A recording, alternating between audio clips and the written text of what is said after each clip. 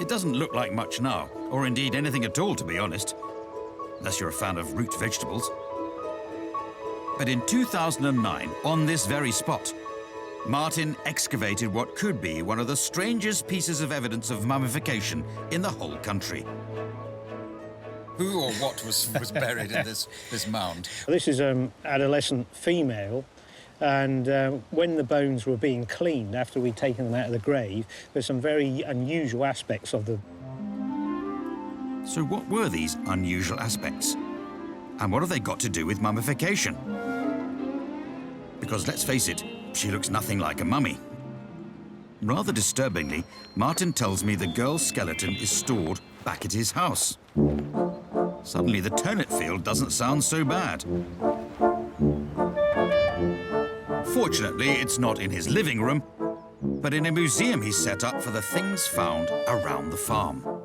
Oh, wow. Oh, it's a proper... well, it's a museum, as you said.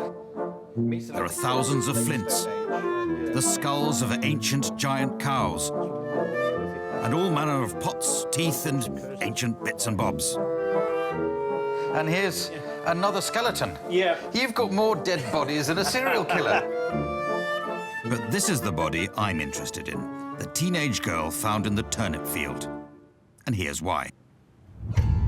This is where we discovered the drill hole here. This femur that you can see. The end of her leg bones have holes in them. Martin believes these were man-made, gouged out using razor-sharp flint tools. Yeah, you can see a very clear hole. Fortunately, after her death. We did some scanning electron microscope work on here and CAT scanning, and you could see the actual way it had been drilled with a tool in this kind of motion. Right. There are drilled holes in both her legs and her left arm. Martin suspects that as the girl's body started to decompose, someone tried to stop it falling apart, stringing it together like a kind of human puppet. So you've got a hole in that end of that bone, and there's another hole in that bone there, Yes, that's right. which suggests you could link the two together. Presumably, you either use a little, a bone point or a stick, or possibly you might even use some kind of sinew as a form of string. That kind of thing, obviously, we're never going to be able to say for sure, but it's tempting to think that that is the kind of thing they were doing. Yeah, I can hear a dog barking in the background. Maybe all this talk of bones has excited the canine population. Indeed. Yeah.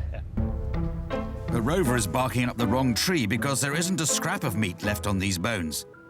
And that makes it hard to know if this macabre marionette was once a proper mummy. But it suggests, at the very least, rudimentary efforts to preserve a dead body. Because presumably the point of all this drilling was to keep the corpse intact.